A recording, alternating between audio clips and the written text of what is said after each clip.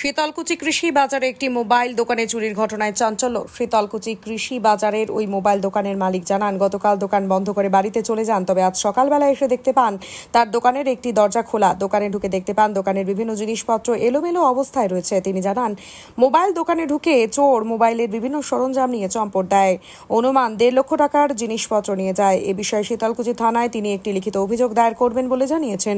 শীতলকুচি কৃষক বাজার কমিটির সম্পাদক মজিবুর রহমান জানান, বিষয়টি শোনার পর পুলিশকে জানানো হয়েছে এবং এই বিষয়ে শীতলকুচি থানায় লিখিত অভিযোগ দায়ের করা হবে। কি হয়েছে? আমার দোকানে রাত্রিবেলা চুরি হয়েছে। মানে কি কি চুরি গেছে? ডিসপ্লে, ব্যাটারি, অ্যাসেসরিজের মধ্যে। মানে মোট কত টাকা চুরি? মোটামুটি 1.5 লাখ টাকা। 1.5 লাখ টাকার মতো চুরি হয়েছে। নগদ টাকা ছিল? না, নগদ টাকা ছিল না, শুধু মালই ছিল। মানে এই মালগুলোর দামই এত টাকা? হ্যাঁ, মালগুলোর দামই এত টাকা। এখানে তো ইয়া থাকে, মানে নাইট ডিউটি থাকে। নাইট গার্ড থাকে। এখন নাইট গার্ডরা রাত্রিবেলা কি করে, আমরা কি করে জানি? আমরা তো বাড়ি চলে যাই বন্ধ করে সবাই। তবে কখন দেখতে পেলেন? এখন আমি সকালবেলা এসে দোকান খুইলা দেখি মালগুলো উলং হয়ে আছে, ক্যামেরা অ্যাডাপ্টার খোলা, ক্যামেরাটা ঘুরিয়ে দেওয়া আছে। ওইখানে আমি দেখে তারপরে ভিডিও চেক করি, চেক করার পর বের হয়ে যায় রাত্রিবেলা চলতে গেছে। কি কি নিয়ে গেল? এখন ডিসপ্লে নিয়ে গেছে, ব্যাটারি এবং অ্যাসেসরিজের মধ্যে চার্জার ডাটাগুলো এগুলো থাকে। মোট 1.5 লক্ষ টাকার মতো ক্ষয়ক্ষতি হয়েছে। এই বিষয়ে কি থানায় অভিযোগ করবেন? হ্যাঁ, করবো। পুলিশকে এখন জানানো হয়েছে? পুলিশ জানানো হয়েছে, আইসে দেখে গেল। আপনার নাম? শাহ আলম মিয়া। কিসের দোকান ছিল এটা আপনার? Mobile parts, A to Z wholesale mobile. হ্যাঁ, মোবাইলের পার্টস ছিল। হ্যাঁ। এই বাজারটার নাম? শীতলকুচি কৃষি বাজার। শীতলকুচি কৃষি বাজার।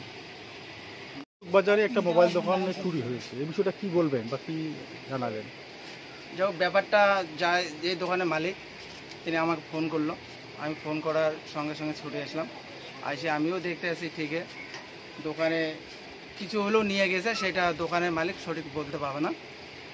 আর যেটা সিসি ক্যামেরাতে দেখতে আসি, সেটা একটা বাচ্চা, বলা যায় 16 বছর 17 বছর এরকম একটা বয়স হবে। কিন্তু দোকানে কীভাবে ঢুকছে তার ফুটেজে আমরা ভালোভাবে দেখলাম। আমি থানাতে কল করলাম, থানা থেকে পুলিশ এসে ইনকোয়ারি করে গেল। এবার আমরা একটা ডায়েরি করার চেষ্টা দিব। আসামিটা মানে চোরটাকে, সেটা থানার বড়বাবু বা মেজবাবুকে আমরা বলবো যে এটা পাকড়ানো হোক। এখানে তো নাইট গার্ড থাকা হয়। হ্যাঁ, লাইট গার্ড আমরাও মাস দিয়ে রাখি, কিন্তু লাইট গার্ডের যে পরিস্থিতি দেখি, প্রতি মাসে আমরা 10,000 দুজনকে বেতন দিই।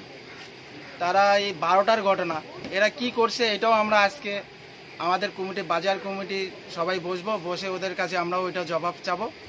তারপরে কি সিদ্ধান্ত হয় এটা আমরা করে, যদি ওদেরকে রাখানো যায় রাখবো, সেটা আমরাও থানাতে এবার বলবো যে এরা ঠিকমতো ডিউটি করে কিনা, সেটাও একটু খেয়াল খবর নেওয়ার জন্য।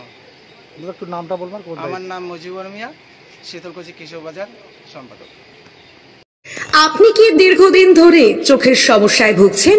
দূরের কোনো দৃশ্য দেখতে সমস্যা হচ্ছে?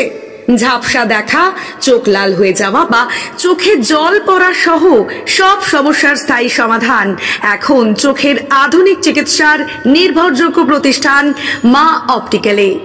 আমাদের এখানে প্রতি মঙ্গলবার, বুধবার, বৃহস্পতিবার, শুক্রবার এবং রবিবার রোগী দেখছেন মাথাভাঙা মহকুমা হাসপাতালের স্বনামধন্য চক্ষু রোগ বিশেষজ্ঞ ও সার্জন ডক্টর বিপ্লব কেতন সাহা। তাই আপনি এবং আপনার পরিবারের কারো চোখের সমস্যার সমাধানে আজই যোগাযোগ করুন মাথাভাঙা কলেজ মোড়ে মা অপটিক্যালে। আমাদের যোগাযোগ নাম্বার 9563975032।